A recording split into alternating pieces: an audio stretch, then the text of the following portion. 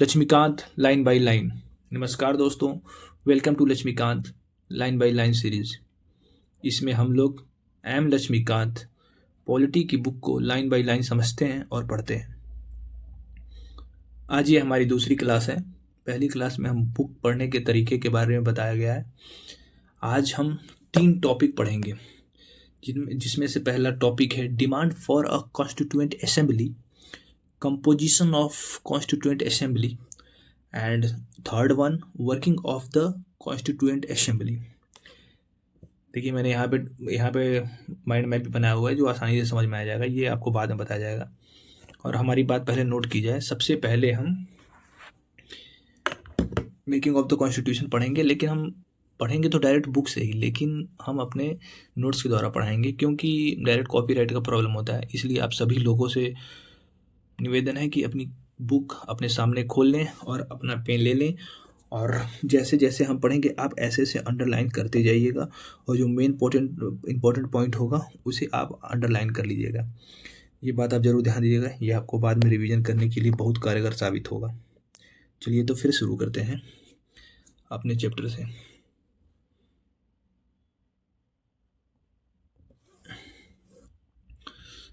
आज हम Indian polity का एक बहुत ही महत्वपूर्ण चैप्टर पढ़ने जा रहे हैं, making of the Indian constitution.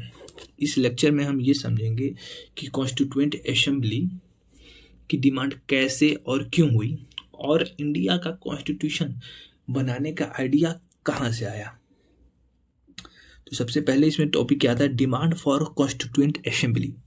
सबसे पहले ये समझना जरूरी है कि कॉन्स्टिट्यूएंट असेंबली का मतलब क्या होता है। कॉन्स्टिट्यूएंट असेंबली का एक ऐसी बॉडी है जो कंट्री का कॉन्स्टिट्यूशन ड्राफ्ट करती है, अर्थात बनाती है। अब हम अपने बुक पे देखिएगा, पहले line, it was in 1934 that the idea of constituent assembly for India was put forward for the first time by M N Rao, a pioneer of communist movement in India. सबसे पहले इंडिया के case में पहली बार 1934 में M N Roy, मनवेंद्र नाथ रॉय ने constituent assembly का क्या किया था, आइडिया दिया था। एम एन रॉय एक कम्युनिस्ट मूवमेंट के एक पायोनियर थे। उन्होंने क्लियरली कहा था कि इंडिया का कॉन्स्टिट्यूशन इंडियंस को खुद बनाना चाहिए, और ये उन्होंने कब कर दिया था, 1934 में ही कह दिया था। और ये ध्यान रखिएगा, इसमें एक यूपीएससी का एग्जाम एंगल क्या होता है। अब इसमें पूछ देगा क्वेश्चन कि who first demand the Indian constituent assembly, first Tilak ji, Gandhi ji, Nehru ji and M N Roy. तो आप ये ध्यान रखिएगा, इन तीनों में से कोई नहीं था, जो भी थे एम एन रॉय थे। तो सबसे पहली बार जो कॉन्स्टिट्यूएंट असेंबली का डिमांड किया गया था वो एम एन रॉय अर्थात मनवेंद्र नाथ रॉय के द्वारा किया गया था। अब आगे चलते हैं। In 1935, the Indian National Congress for the first time officially demanded a constituent assembly to frame the constitution of the India. तो इंडियन नेशनल कांग्रेस सबसे पहले कौन डिमांड किया था, 1934 में एम एन रॉय किए थे। इसके बाद 1935 में इंडियन नेशनल कांग्रेस यानी आईएनसी शॉर्ट फॉर्म है इंडियन नेशनल कांग्रेस का, ऑफिशियली डिमांडेड कि इंडिया के लिए कॉन्स्टिट्यूएंट असेंबली बनाई जाए। तो इसमें पूछा जाएगा Indian national Congress officially demand की थी कब, कॉन्स्टिट्यूशन 1935 में। अब इसका ये क्यों इम्पोर्टेंट है, क्योंकि एक शिफ्ट देखा जा रहा था रिफॉर्मिस्ट डिमांड से कॉन्स्टिट्यूशनल सेल्फ डिटर्मिनेशन से। पहले क्या था, जैसे कि पहले के लोग सोचते थे कि रिफॉर्म आएगा, धीरे धीरे देश आज़ाद हो जाएगा, लेकिन अब डायरेक्ट क्या हुआ, रिफॉर्मिस्ट जो थे उनका शिफ्ट हो रहा था सीधे कि हमारा खुद का संविधान होना चाहिए, हमारा खुद का संविधान होना चाहिए। आगे किताब में देखिए आप, in 1938 Jawaharlal Nehru on the behalf of INC declared that the constitution of free India must be framed without outside interference by a constituent assembly elected on the basis of adult franchise. Nehru ji का क्या स्टेटमेंट दिया उसमें 1938 में, नेहरू जी ने बोला, INC की नेहरू जी जो INC की तरफ से एक बहुत ही स्ट्रांग स्टेटमेंट देते हुए उन्होंने कहा कि इंडिया का संविधान, मतलब कौन से इंडिया का, फ्री इंडिया का कॉन्स्टिट्यूशन या वो संविधान बोल लीजिए, बिना किसी आउटसाइड इंटरफियरेंस के एडल्ट फ्रेंचाइजी के बेसिस पर इलेक्टेड कॉन्स्टिट्यूएंट असेंबली के साथ बनाई जाएगी। मतलब जो इंडिया का कॉन्स्टिट्यूशन बनेगा उसका बेसिस होगा एडल्ट फ्रेंचाइजी, जो कि एडल्ट फ्रेंचाइजी इलेक्टेड, मतलब जो भी कॉन्स्टिट्यूएंट असेंबली में मेंबर जाएंगे वो इलेक्टेड होंगे और उनका जो इलेक्शन होगा एडल्ट फ्रेंचाइजी के तौर पे होगा। और जो और क्या होगा, इस जो संविधान बनेगा इसमें कोई भी आउटसाइडर मतलब कि कौन, ब्रिटिश का कोई भी इंटरफेरेंस नहीं होगा। आईएनसी एक इंडियन नेशनल कांग्रेस एक रेजोल्यूशन पास करती 1939 में। ठीक है, इतना ध्यान रखिएगा। अब आगे चलते हैं।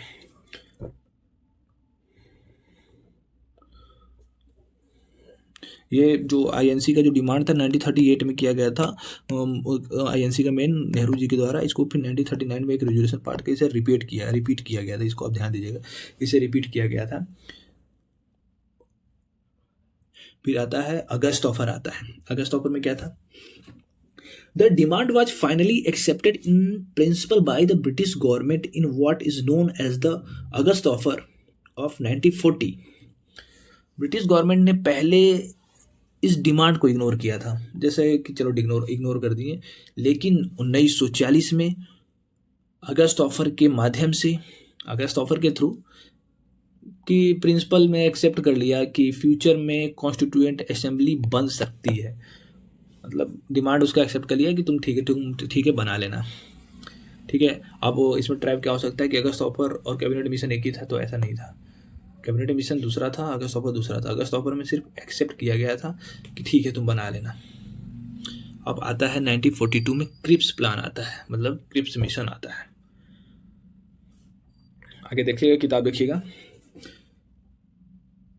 In 1942, Sir Stafford Cripps, a member of cabinet, came to India with a draft proposal of British government on the framing of an independent constitution to be adopted after the World War II। इसका मतलब क्या हुआ आप समझिएगा।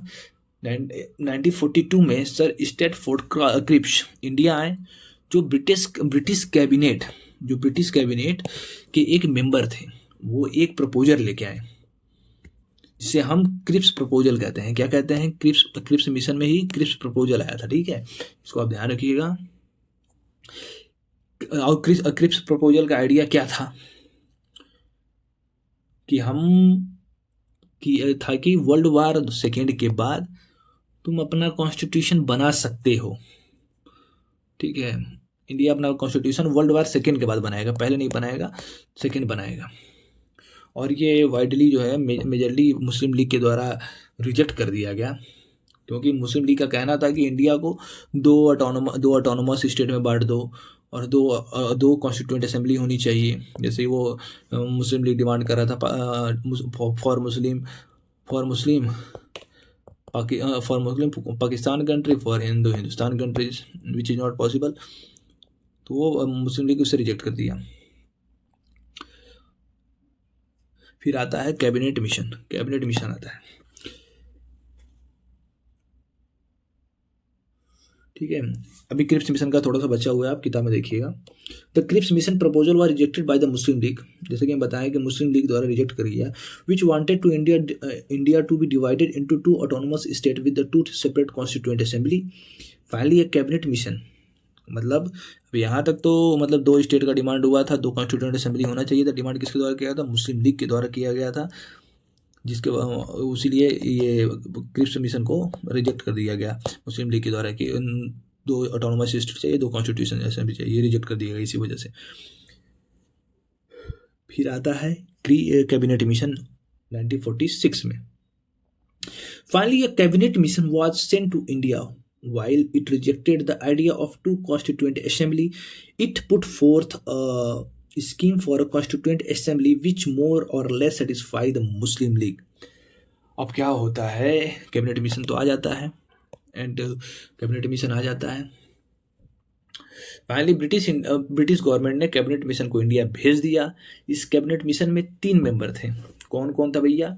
Lord Pethick Lawrence, sir Stafford Cripps और AB Alexander. ठीक है। अब इसका प्रपोजल में क्या क्या था? इसमें प्रपोजल था कि ये सिंगल कॉन्स्टिट्यूएंट असेंबली होगी, और ये नॉर्मली एक्सेप्ट कर लिया गया मुस्लिम लीग के द्वारा। कैबिनेट मिशन, और उसका डेट याद रखिएगा, कैबिनेट मिशन 24 मार्च 1946। ये आजकल यूपी पीसीएस में क्रोनोलॉजी पे क्वेश्चन दे रहा है, यूपी पीसीएस में भी और यूपीएससी में भी क्रोनोलॉजी को पे क्वेश्चन दे रहा है कि कैबिनेट मिशन प्लान 24 मार्च 1946 को आया था, और इसके बारे में लिख देगा, अगस्त ऑफर के बारे में लिख देगा, कोई स्पेसिफिक डेट लिख देगा, कौन पहले आया था कौन बाद में आया था, इससे कन्फ्यूजन हो जाता है। तो अब ध्यान रखिएगा कि 1946 24 मार्च 1946 को आया था, और ये प्लान कब पब्लिश हुआ था? 14 में 1946 को हुआ था। ठीक है। इस प्लान ने दो कॉन्स्टिट्यूएंट असेंबली का जो प्लान था वो रिजेक्ट कर दिया कि नहीं भाई, दो कॉन्स्टिट्यूएंट असेंबली यहाँ पे नहीं होगी, तो मैं रहना रहो, इसी में मिल के रहो। लेकिन एक स्कीम दी जो मुस्लिम लीग को काफ़ी हद तक एक्सेप्टेबल थी। इस कैबिनेट मिशन के प्लान के बेसिस पर ही इंडिया का कॉन्स्टिट्यूएंट असेंबली बनाई गई या फॉर्म हुई, आप मान सकते हैं। और इसमें अब अगला चलते हैं। सेकेंड हमारा हेडिंग है composition of the constituent assembly. किताब देखिएगा और अंडरलाइन करते हैं। The constituent assembly was constituted in November 1946 under the scheme formulated by the cabinet mission plan.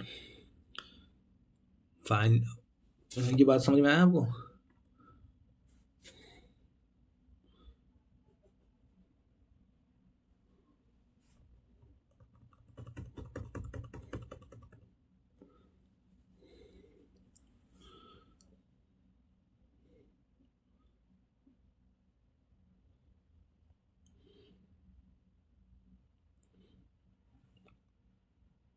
Composition of the constituent assembly की, यानी कॉन्स्टिट्यूएंट असेंबली कैसे कैसे बनी और उसमें कौन कौन मेंबर थे, अब इसके बारे में हम पढ़ेंगे। कॉन्स्टिट्यूएंट असेंबली 1946, किताब देखिएगा आप सबसे पहले। जो है कॉन्स्टिट्यूएंट असेंबली 1946 में बनी, आप ये ध्यान रखिएगा बात। अब आगे चलते हैं।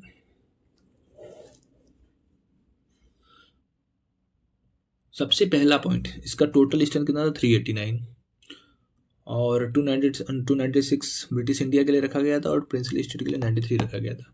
पहला फीचर देखिएगा, ये पहला फीचर दिया हुआ है इसका।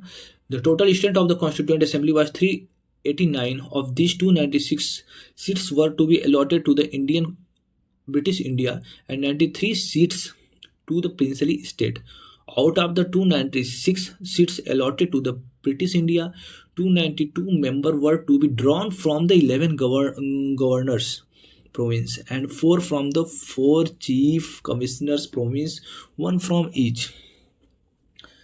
मतलब कि ब्रिटिश इंडिया सीट्स में क्या हुआ, अब क्या हुआ था, 296 को थोड़ा डिटेल में समझेंगे। जैसे 292 मेंबर्स 11 गवर्नर प्रोविंस से आए थे, 11 गवर्नर से आए हुए थे, और चार मेंबर 4 चीफ कमिश्नर से प्रोविंस से आए थे। मतलब एक से एक आया हुआ था।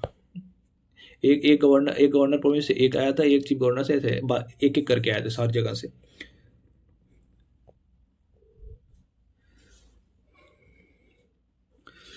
Seats allocated to each British province were to be divided among the 3 principal community. अगर आप जानना चाहते हैं कि 11 गवर्नर्स कौन कौन से थे, तो मैं आपको बता सकता हूँ। जैसे कि मद्रास हो गया, बॉम्बे हो गया, यूनाइटेड प्रोविंस, बिहार हो गया, सेंट्रल प्रोविंस हो गया, उड़ीसा हो गया, पंजाब हो गया, नॉर्थ वेस्ट फ्रंटियर प्रोविंस हो गए, सिंध हो गया, बंगाल हो गया, असम हो गया। और चीफ कमिश्नर कौन कौन से थे? दिल्ली जो था वो चीफ कमिश्नर में आता था, और तुम्हारा अजमेर, मेरवाड़, कुर्ग वाला एरिया, और ब्रिटिश बलूचिस्तान, ये क्या थे? 4 कमिश्नरी थे। ठीक है, ये आप ध्यान रखिएगा। ठीक है,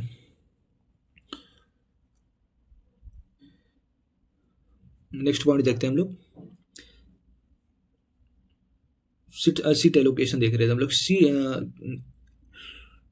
हाँ, each province and princely state group of state in case of small state were to be allotted seat in proportion to their respective population. Roughly one seat was to be allotted for every million people. Her province और princely state को seats population के basis पर दी जाएगी। रफली ये decide हुआ कि हर एक मिलियन पॉपुलेशन पर एक सीट होगी। मतलब एक सीट बराबर 1 मिलियन पीपुल। 1 मिलियन बोले तो 10 लाख। 10 लाख लोगों पर एक सीट अलॉट की जाएगी। इस तरह से बांटा गया था। Seats allocated to each British province were to be divided among three principal community: Muslim, Sikhs, generals. Generals कौन से? All except Muslim and Sikhs in proportion to their population.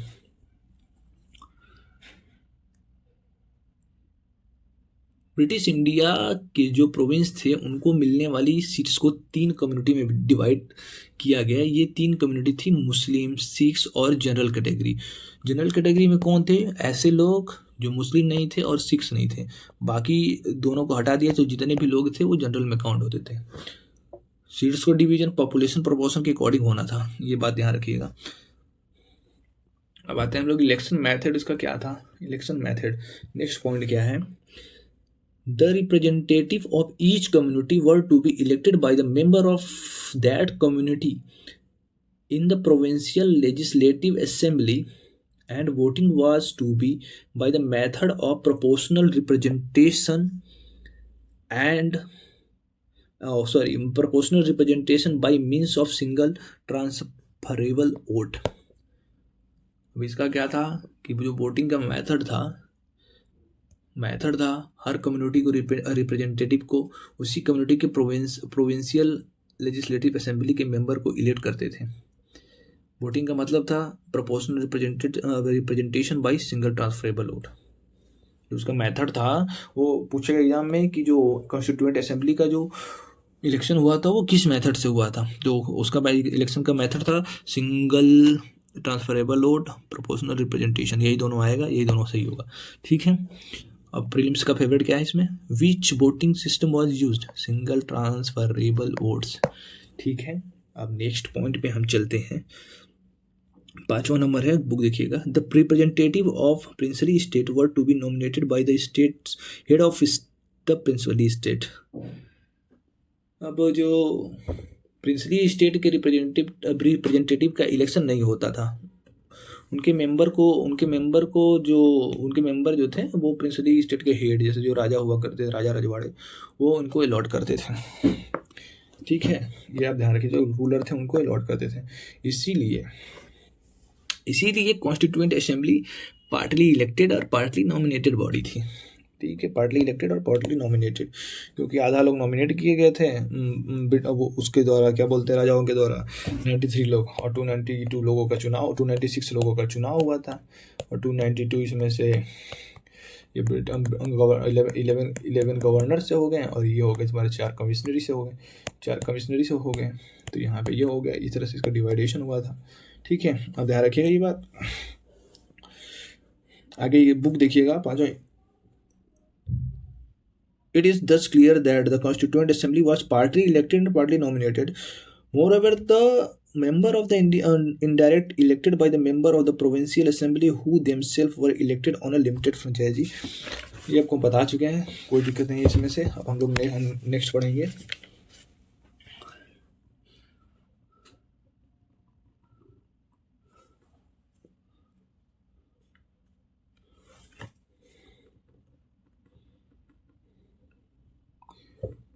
आते हैं, किताब खोले रहिएगा। अब देखते हैं। The election to the constituent assembly for 296 seat, ये कितने चुनाव जो हुआ था वो 296 सीट पर हुआ था।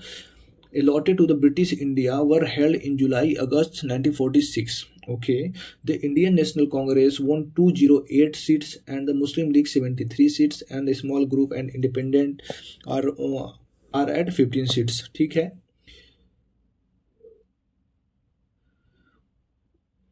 अब इसमें ब्रिटिश इंडिया गवर्नमेंट 296 सीट्स के लिए इलेक्शन हुआ, और याद रखिएगा जुलाई और अगस्त में हुआ था. जुलाई और अगस्त 1946 में हुआ था.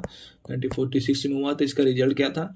इसमें जो कांग्रेस जो सभी सीटों में 208 सीट जीती, मेजॉरिटी ओवर का ही. जो मुस्लिम रहे 73 सीट्स पे जीता, और जो अदर लोग थे वो 15 सीट्स पे जीते. ठीक है. जो स्मॉल ग्रुप्स जो होते हैं, जो इंडिपेंडेंट निर्दलीय लड़ते हैं, वो 15 सीट्स पे जीते हैं. इसका इंपॉर्टेंट फैक्ट क्या था? इसका इंपॉर्टेंट फैक्ट था कि जो 93 सीट्स थे जो प्रिंसली स्टेट के थे, उन्होंने कोई भी मेंबर नॉमिनेट नहीं किया था. मतलब कि पूरी तरह से इनकी 93 सीट खाली रह गई थी. ठीक है. इसमें यही लिखा हुआ किताब में. However the 93 seats allotted to the princely state were not filled as they decided to stay away from the constituent assembly. जैसे कि आपको बताएं कि 93 वो प्रिंसली स्टेट जो रखी गई थी वो इनिशियली फिल नहीं हुई, क्योंकि प्रिंसली स्टेट कॉन्स्टिट्यूएंट असेंबली से दूर रहने का डिसीजन लिए थे. कि अब उनको कोई दिक्कत ही नहीं था. उनका क्या था?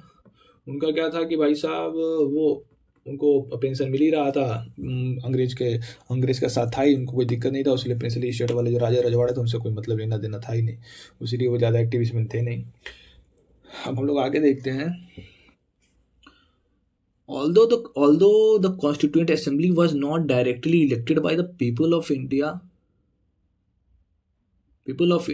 on the basis of adult franchise, the assembly comprised representative of all the section of the Indian society: Hindu, Muslim, Sikhs, Parsi, Anglo-Indian, Indian, Christian, SC, ST, including women of all the section. The assembly included all important personality of India at that time with exception of Mahatma Gandhi. चाहे assembly direct elected हो या ना हो, लेकिन इसमें Indian society के almost सभी section represent हुए थे. सभी सेक्शन रिप्रेजेंट हुए थे. उसमें से हिंदू हो, मुस्लिम हो, सिख हो, SC ST हो, वुमेन हो, माइनॉरिटी हो, सभी लोग आए हुए थे. और सबसे बड़ी बात देखिएगा, इसमें वुमेन भी थे उस समय. यहाँ तक कि यूएस में भी जब यूएस आज़ाद हुआ तो उस समय वुमेन नहीं थी. सिर्फ इंडिया ही जब आज़ादी के सबसे पहले फेज में जब आज़ाद हुआ भी नहीं था, तभी जब कॉन्स्टिट्यूएंट असेंबली जब संविधान बनाने का प्रोसेस चल रहा था, उसी में महिलाओं को पार्टिसिपेशन दिया गया था. अब आप सोचिए, हमारा प्यारा भारत उसी समय से जब बना नहीं था, तभी से उसमें महिलाओं को इतनी ज़्यादा फैसिलिटीज़ प्रोवाइड किया गया. उसी समय इतनी इक्वलिटी, राइट टू इक्वलिटी दिया गया. ओके. असेंबली में उस टाइम ऑलमोस्ट सभी इंपॉर्टेंट पर्सनालिटी शामिल थे. सभी मतलब नेहरू जी, तिलक जी, सुभाष चंद्र बोस में मैक्सिमम लोग. बस याद रखिएगा, इसमें ट्रैप आता है, महात्मा गांधी थे या नहीं थे. तो इसमें इस कॉन्स्टिट्यूएंट असेंबली के पार्ट महात्मा गांधी कभी नहीं थे. वो सीधे भाई हम आज़ादी की लड़ाई करेंगे, हम संविधान नहीं बनाएंगे, ये सब का काम उन्होंने सीधे भीमराव अंबेडकर जी को सौंप दिया था. भीमराव अंबेडकर जो हमारे फादर ऑफ द कॉन्स्टिट्यूशन माने जाते हैं, सीधे उन्हीं को सौंप दिया गया. वो डायरेक्ट उसी पे लग गए संविधान बनाने. उन्होंने इस संविधान का मेन काम संविधान बनाने का कौन किया था? Doctor BR Ambedkar. मेन संविधान के फादर यही थे. अब हम अपने नेक्स्ट और लास्ट टॉपिक पे चलते हैं. ठीक है. Working of the constituent assembly. The Constituent Assembly held its first meeting on December 946. 1946. The Muslim League boycotted the meeting. Instead of a separate state of Pakistan. The meeting was thus attended by only 211 members. Dr. Sachidanand Sinha, the oldest member, was elected as the temporary president of the assembly following the French practice. अब इसमें normally बात की जाए तो इसमें क्या था कि जो वर्किंग ऑफ कॉन्स्टिट्यूएंट असेंबली था, उसका पहला मीटिंग जो हुआ पहली मीटिंग 9 दिसंबर 1946 को हुई। इस मीटिंग को मुस्लिम लीग ने सीधे सीधे बोल दिया कि भाई हम नहीं अटेंड कर रहे हैं, बॉयकॉट कर दिया, क्योंकि क्योंकि मुस्लिम लीग सेपरेट स्टेट पाकिस्तान का डिमांड कर रहा था। नहीं भाई, हमें पाकिस्तान चाहिए, मुसलमानों के लिए पाकिस्तान की ज़रूरत है, हम हिंदुस्तान के साथ नहीं रहेंगे। वो उनका मन का धारणा पहले से था कि नहीं, मोहम्मद अली जिन्ना साहब जो थे, हमें पाकिस्तान चाहिए, उनको फादर बनने का ज़्यादा शौक था, इसलिए वो पाकिस्तान का अलग डिमांड कर रहे थे। इसी वजह से फर्स्ट मीटिंग में सिर्फ 2 ही लोग, जब मुस्लिम लीग को पूरे लोग बाइकआउट कर दिए तो सिर्फ 207 लोग ही कॉन्स्टिट्यूएंट असेंबली अटेंड किए थे। अब उसके इसीलिए पहला, हाँ, 207 मेंबर ही प्रेजेंट थे। डॉक्टर सच्चिदानंद सिन्हा जो असेंबली के सबसे सीनियर मतलब एजेड मैन, सबसे ओल्डेस्ट पर्सन डॉक्टर सच्चिदानंद सिन्हा थे, जो असेंबली के सबसे सीनियर मेंबर थे। उन्हें टेम्पररी चेयरमैन इलेक्ट किया गया, और जो ये प्रोसेस है सीधे फ्रेंच प्रैक्टिस को फॉलो करते हुए किया गया। तो फ्रेंच प्रैक्टिस में क्या होता है कि जो सबसे बड़ा होता है उसे घर का लीडर बना दिया जाता है। तो सेम चीज़ वही हुआ। जो अब आते हैं हम लोग आते हैं later doctor Rajendra Prasad was elected as the president of the assembly. Similarly both H.C. Mukherjee and V.T. Ramakrishnachari was elected as the vice president of assembly. In other words, the assembly had 2 vice president. उसके बाद क्या हुआ, 11 दिसंबर 1946 को second meeting हुई। पहली meeting कब हुई थी? 9 दिसंबर 1946 को। याद रखिएगा पहला मीटिंग कब हुआ था? 9 दिसंबर 1946। दूसरा मीटिंग कब हुआ था? 13 दिसंबर 1946। ठीक है, सॉरी 13 नहीं 11 दिसंबर 96। और थर्ड मीटिंग हुआ था 13 दिसंबर 1946 को हुआ था।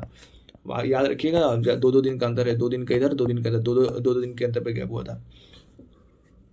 हम लोग क्या पढ़ रहे थे? हाँ, जो 11 दिसंबर 1946 को डॉक्टर राजेंद्र प्रसाद को कॉन्स्टिट्यूएंट असेंबली के परमानेंट चेयरमैन यानी प्रेसिडेंट इलेक्ट कर लिया गया कि भैया अब जो सभी मेंबर द्वारा डॉक्टर राजेंद्र प्रसाद को, भैया आप हो जाइए प्रेसिडेंट, आप देख रेख कीजिए कॉन्स्टिट्यूएंट असेंबली को, सबको गाइड कीजिए। फिर 25 जनवरी 1947 को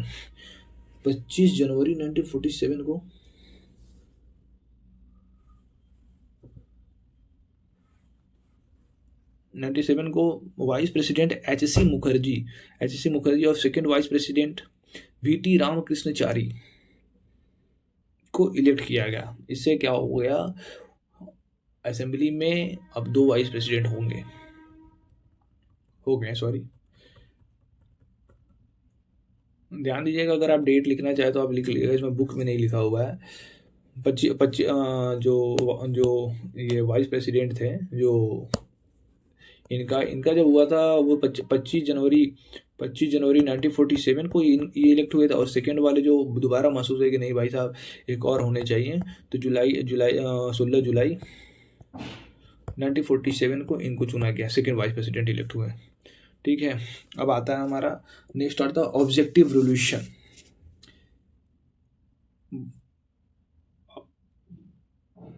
ये बहुत ही इंपॉर्टेंट पार्ट है ऑब्जेक्टिव रिवॉल्यूशन। अब आगे पढ़ते हैं। ऑन दिसंबर 13 मतलब 13 दिसंबर 1946 Jawaharlal Nehru moved to the historic objective revolution in the assembly. It laid down the fundamental and philosophy of the constitutional structure। 13 दिसंबर 1946 को जवाहरलाल नेहरू द्वारा कॉन्स्टिट्यूएंट असेंबली में हिस्टोरिक ऑब्जेक्टिव रिवॉल्यूशन मूव किया गया। इस रिवॉल्यूशन में कॉन्स्टिट्यूशन के basic fundamental and philosophy lay down की गई थी, बताई गई थी। ठीक है, और जो ऑब्जेक्टिव रेजोल्यूशन है उसको अडॉप्ट कब किया था? 22 जनवरी 1947 को अडॉप्ट किया गया था। ये हमारे बुक में नहीं दी हुई है, अब इसे नोट कर लीजिएगा। नोट कर लीजिएगा। कोर प्रिंसिपल इसका क्या है, जैसे कि ऑब्जेक्टिव रेजोल्यूशन का ये आगे देखेंगे। ठीक है, पॉइंट नंबर 1 पढ़ते हैं। The constituent assembly declare its firm and solemn resolve the proclaim India as a independent sovereign republic and to drawn up for her future governance and constitution। India को independent sovereign Republic declare किया जाए और future में governance के लिए constitution बनाया जाए। अब सेकेंड पॉइंट देखते हैं। Where the territory that now comprise British India, the territory that now form the Indian state and such part of India as are outside India and the part as well as the other territory rises other territory as are willing to constituted into the independent sovereign India shall be a union of all of them। मतलब इसका क्या था कि British India के जो territory थे, India के state के टेरिटरी थे, वो सब जो एरिया था फ्यूचर में इंडिया का पार्ट बनना चाहते हैं, वो आ जाए, वो आकर मिल जाएंगे। और हम जो ना वो स्टेट को अलग से पावर नहीं देंगे, उनके पास अपना अलग पावर होगा, ऑटोनोमस विद रेजिस्टिव पावर, लेकिन उसका सेंटर क्या होगा, इंडिया होगा। इंडिया एज ए सेंटर, ये क्या है, अलग अलग स्टेट नहीं है, ये यूनियन ऑफ स्टेट्स है। मतलब कि आप स्टेट एक बार अगर इंडिया में शामिल हो गए तो इंडिया से आप बाहर नहीं जा सकते। ठीक है, अब ये बात ध्यान रखिएगा।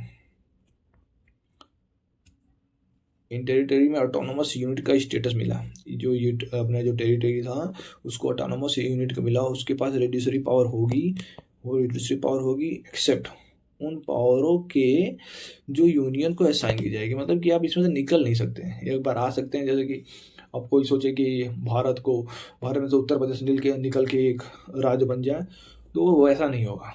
हमारे में क्या है कि सबसे पहले उत्तर प्रदेश इंडिया से बाहर नहीं जा सकता, इंडिया के अंदर ही वो रह सकते हैं, इंडिया के अंदर उसे तोड़ फोड़ किया जा सकता है, लेकिन वो जा नहीं सकता है। इसके बाहर, इस टेरिटरी के बाहर, इंडिया के बाहर वो जा नहीं सकता है। कोई भी स्टेट, उत्तर प्रदेश के कोई भी स्टेट जा नहीं सकता है।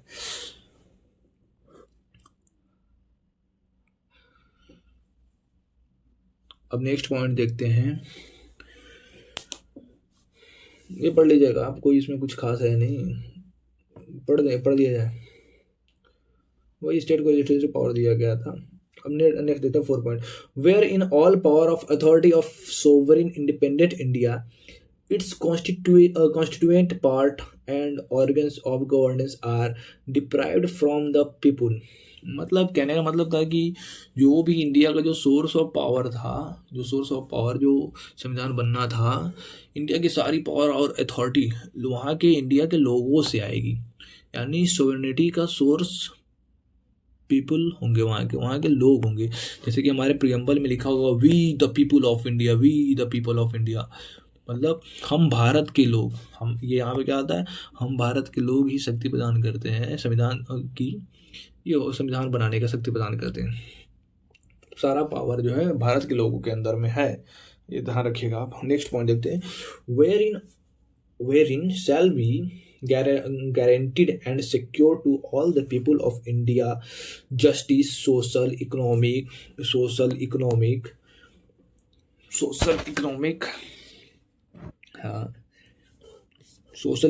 and political equality of status of opportunity and before the law, freedom of thought, expressions, belief, faith, worship, vocation, association and action, subject to law and public morality। अब सभी सिटीजन जो थे, सभी सिटीजन को जस्टिस, सोशल और economical and political दिया जाएगा, equality of status और अपॉर्चुनिटी दिया जाएगा भाई साहब, क्योंकि भाई किसी में भेदभाव नहीं करना है, और freedom of thought, expressions, belief, faith, worship, vocation, association और एक्शन, सबकी गारंटी दी जाएगी। लेकिन लॉ और पब्लिक मॉरलिटी को ध्यान रखते हो कि मतलब ये नहीं कि भाई साहब किसी का उल्लंघन करके आज चले रहे हैं हम अपना दिखाने कि हम आज़ाद हो गए, ये ऐसा नहीं होगा। अब आते हैं नेक्स्ट 6वां पॉइंट पे। Wherein adequate safeguard shall be provided by the minority, backward and tribal area and depressed and other backward classes. अब इसमें क्या था, माइनॉरिटीज़ जो थे बैकवर्ड एंड ट्राइबल एरिया के, वो डिप्रेस क्लास के लिए एडिक्वेट जो था, एक एडिक्वेट सेफ गार्ड प्रोवाइड किया जाएगा। जैसे कि शेड्यूल 6 आप जानते ही होंगे, शेड्यूल 6 में SC ST के लिए दिया गया है, सॉरी ST के लिए दिया गया है, अलग प्रोविज़न दिया गया है, जिसमें ATM में मतलब कि असम, त्रिपुरा, मिज़ोरम एंड मेघालय, इन चारों स्टेट के लिए एक स्पेशल प्रोविज़न दिया गया है। इसी में अभी फ़िलहाल लद्दाख के लिए मांग हो रही थी कि लद्दाख को शेड्यूल 6 में डाल दिया जाए, और SC के लिए शेड्यूल 5 से, उसमें कुछ स्टेट 10 स्टेट के करीब आते हैं। ठीक है, अब नेक्स्ट पॉइंट देखेंगे। नेक्स्ट पॉइंट क्या देखेंगे हम लोग,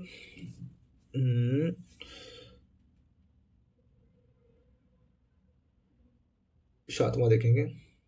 Where shall be maintained the integrity of the territory of Republic and its sovereign right on land, sea and air according to justice and the law of civilized nation। मतलब जो हमारा territorial integrity, Republic के territorial integrity और sovereign right land, सी और air तीनों पर maintain किए जाएंगे। यह नहीं कि भाई लैंड तुम्हारा, लैंड में इंडिया रहेंगे, सी में अंग्रेज, ऐसा नहीं। हमारा जितना भी है, जैसे कि हमारी समुद्र की भी तो हमारी 3 तरफ से समुद्र से घिरा हुआ है, तो समुद्र में भी हमारा 200 नॉटिकल मील तक हमारा बॉर्डर रहता है, तो वो उस पर हमारा अधिकार होगा। और हमारे ऊपर जो एयर स्पेस आता है उस पर भी हमारा अधिकार रहेगा। ये नहीं कि कोई और अधिकार जमा कर बैठा हुआ, ऐसा नहीं होगा। अब नेक्स्ट पॉइंट देखते हैं हम लोग, 8वां।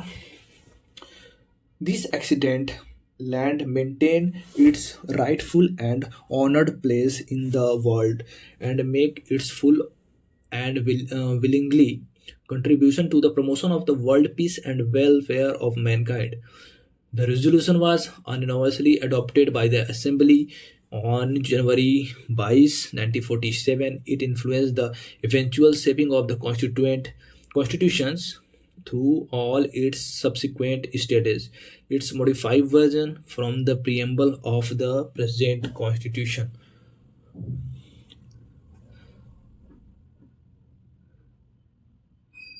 इंडिया अपनी राइटफुल एंड ऑनर्ड प्लेस दुनिया में हासिल करेगा और वर्ल्ड पीस और वेलफेयर का मैनकाइंड को कंट्रीब्यूट करेगा, ये बोल दिया गया सीधे भाई। अब जो है अपना रेजोल्यूशन पास कर लिया गया। ये ऑब्जेक्टिव रेजोल्यूशन 12 ऑब्जेक्टिव रेजोल्यूशन ये ऑब्जेक्टिव रेजोल्यूशन 22 ऑब्जेक्टिव जो रेजोल्यूशन था वो 22 जनवरी 1947 को मतलब बिना किसी मतभेद के अडॉप्ट कर लिया गया। और इस रेजोल्यूशन में पूरे कॉन्स्टिट्यूशन के शेपिंग को इन्फ्लुएंस किया गया और इसको मॉडिफाइड वर्जन, इसका जो ऑब्जेक्टिव रेजोल्यूशन का जो मॉडिफाइड वर्जन है वो प्रीएम्बल है। इस समय फिलहाल में मॉडिफाइड वर्जन प्रीएम्बल बनाया गया। आगे हम नेक्स्ट में देखेंगे। तो हम लोग यहाँ तक क्या देखे थे, कॉन्स्टिट्यूएंट असेंबली का कैसे काम शुरू किया गया और लीडरशिप डिसाइड कैसे हुई और ऑब्जेक्टिव रेजोल्यूशन के थ्रू इंडिया के कॉन्स्टिट्यूशन की सोल कैसे डिफाइन की गई। हम लोग ये सारी चीज़ें देख चुके हैं। आपको ये जो PDF है जिसमें point by point bullet point में समझाया गया है, ये आपको दे दिया जाएगा टेलीग्राम के माध्यम से। अब ये टेलीग्राम आपको लिंक में मिल जाएगा,